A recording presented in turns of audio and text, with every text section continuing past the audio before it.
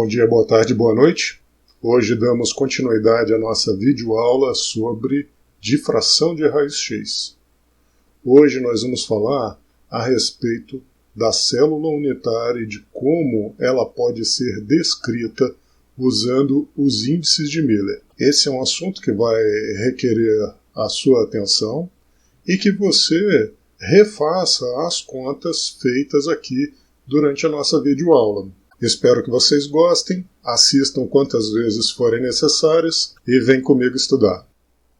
Hoje então continuamos nossa videoaula sobre a difração de raio-x. Nós devemos relembrar que os materiais sólidos podem ser classificados de acordo com a regularidade com a qual os átomos ou os íons são dispostos um em relação aos outros. Assim, pessoal, um material cristalino é aquele em que os átomos estão situados em uma matriz repetitiva ou periódica sobre grandes distâncias atômicas. Ou seja, existe uma ordem de longo alcance, de modo que, após a solidificação, os átomos se posicionam em um padrão repetitivo tridimensional, em que cada átomo vai estar ligado aos seus átomos vizinhos mais próximos. Todos os metais, os materiais cerâmicos e alguns polímeros semicristalinos, formam estruturas cristalinas sob condições normais de solidificação.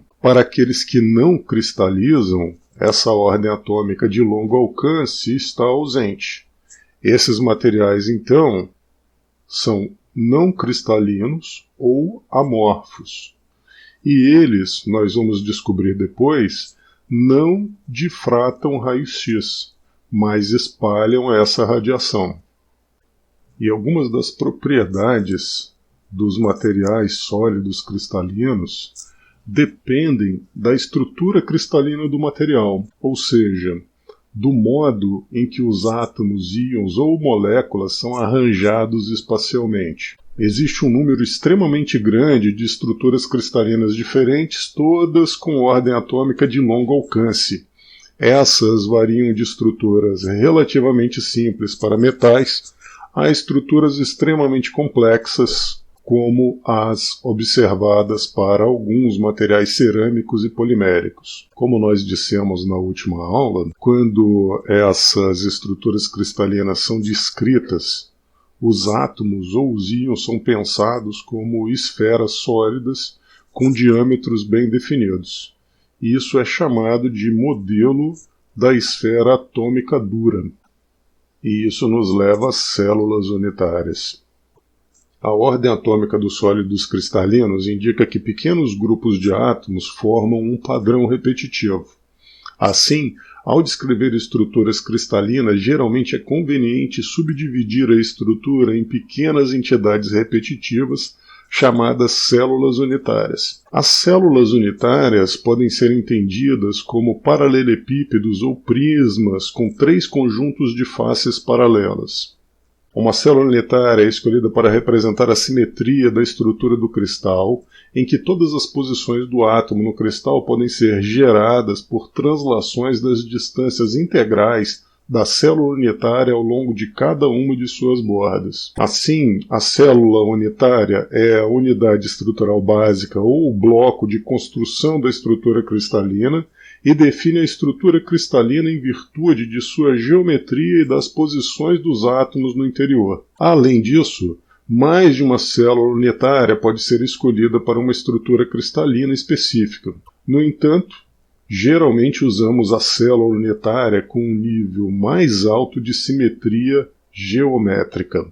E nós devemos nos perguntar como descrever a célula unitária. Bom, a célula unitária vai ser descrita por meio de seus comprimentos axiais, A, B e C, e de seus ângulos interaxiais, alfa, beta e gama. A partir desses comprimentos axiais e ângulos interaxiais, é possível, então, determinar todos os arranjos de células unitárias que nós conhecemos. Nessa base, existem 7 combinações possíveis diferentes de A, B, C, alfa, beta e gama, e cada uma das quais representa um sistema cristalino distinto. Esses 7 sistemas de cristais são cúbicos, tetragonais, hexagonais, ortorrômbicos, monoclínicos e triclínicos. As razões entre os parâmetros da rede e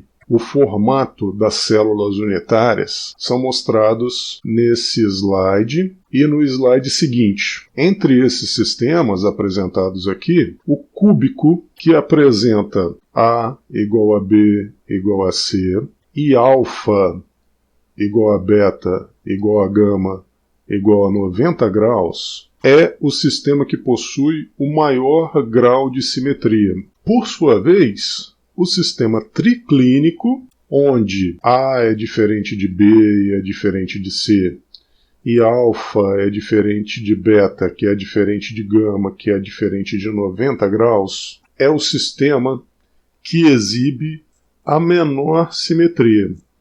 Nós já sabemos que existem apenas 7 células unitárias. E essas 7 células unitárias definem os 7 sistemas cristalinos no espaço tridimensional. Entretanto, as redes descritas por esses sistemas podem ser primitivas ou não primitivas, contendo, nesse caso, mais de um átomo por célula unitária, o que resulta em 14 tipos de redes cristalinas designadas como redes de Bravais, em homenagem a Auguste Bravais, que propôs esse sistema de classificação em 1850. Então a diferença é que, além dos arranjos primitivos, Bravais nos apresentou os arranjos não primitivos, compostos por átomos extras no centro da célula unitária ou nas faces dessas células unitárias. E como nós podemos descrever as células unitárias? Nós fazemos isso usando os índices de Miller. Os índices de Miller são uma notação utilizada em cristalografia para definir famílias de planos em uma rede de Bravais. Os índices de Miller são representados da seguinte forma. Se nós estamos falando em direções cristalinas, nós as representamos usando colchetes. Por outro lado, se nós estivermos tratando de planos cristalinos, eles são representados entre parênteses. E como podemos calcular os componentes H, K e L dessas direções ou planos cristalinos? Bom, isso é bastante simples. Basta usarmos os cossenos dos ângulos diretores. Os ângulos diretores alfa, beta e gama. Nós vamos usar, então, os cossenos desses ângulos diretores e vamos reduzi-los aos menores números inteiros possíveis. Por exemplo, imaginem essa direção cristalina A. É fácil perceber que o ângulo diretor alfa é igual ao ângulo diretor beta. Ambos valem 45 graus. Por sua vez, também é simples identificar que o ângulo diretor gama se trata de um ângulo reto, ou seja, 90 graus. Então nós sabemos que alfa é igual a 45, logo o índice de Miller, H, vai ser igual a raiz de 2 sobre 2. Como beta é igual a 45 também, o índice de Miller, K, será igual a raiz de 2 sobre 2. E por sua vez, como gama é igual a 90, o índice de Miller, L, será igual a 0. Lembrem, eu tenho que transformar esses resultados nos menores números inteiros que eu puder. Como eu faço isso nesse caso? Basta eu multiplicar os valores obtidos pelo inverso desses valores, ou seja, por 2 dividido por raiz de 2. Quando eu faço isso para o primeiro e para o segundo caso, eu tenho como resultado 1 e 1. E quando eu faço isso para o terceiro caso, o resultado é 0. Então, essa direção cristalina A possui os índices de Miller 1, 1 e 0. E essa outra direção cristalina B, que passa pela diagonal do cubo. Para conseguir determinar os índices de Miller dessa direção cristalina AB, eu devo usar um sistema de projeções. Para isso, basta imaginarmos uma fonte luminosa sobre esse vetor. Assim, nós vemos projetado no plano XY esse vetor, que nos permitirá calcular com facilidade os ângulos diretores alfa e beta, que vocês já devem ter percebido, equivalem a 45 graus. Por sua vez, quando nós pensamos em gama, agora não temos mais aquele ângulo reto que nós vimos no caso anterior. Na verdade, essa direção cristalina B está na metade desse caminho angular. Portanto, também não é difícil de entender que, novamente, temos um ângulo de 45 graus. Assim,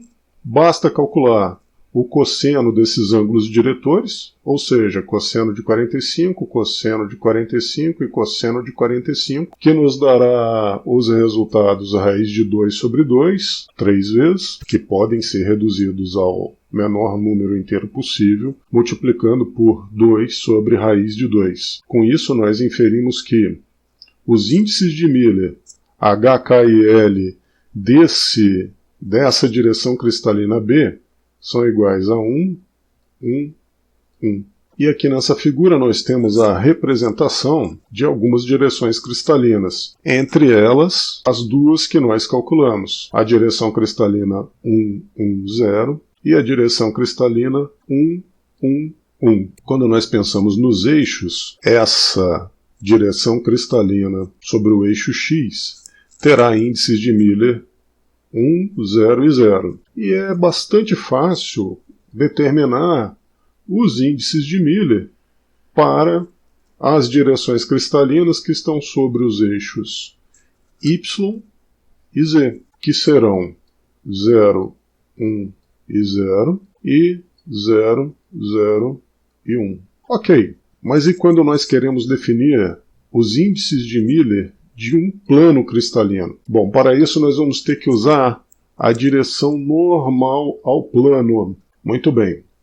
Olhem então para essa representação de célula unitária. Reparem a presença de uma grade que descreve um plano cristalino, destacada agora em cor vermelha. Vamos desenhar a direção normal a esse plano. Aqui está. E agora vamos repetir o procedimento da projeção que nós usamos anteriormente. Quando nós fazemos isso, fica fácil entender que o ângulo diretor alfa é igual ao ângulo diretor beta, ambos são iguais a 45 graus, e o ângulo diretor gama equivale a 90 graus. Portanto, os índices de Miller dessa direção cristalina, que é normal ao plano cristalino que eu tenho interesse, vão ser 1, 1 e 0. E agora que eu quero representar esse plano cristalino, eu devo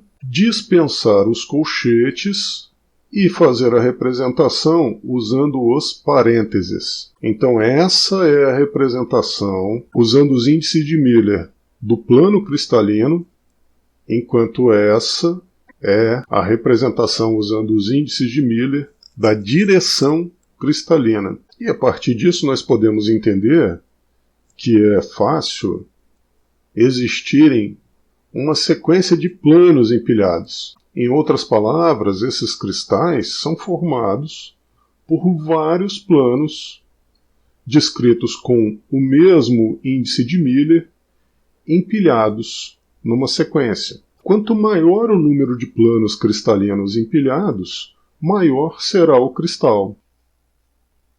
Bem, pessoal, por hoje é isso. Obrigado pela atenção. Até a nossa próxima videoaula. E por favor, não se esqueçam de deixar um joinha e de se inscreverem no canal.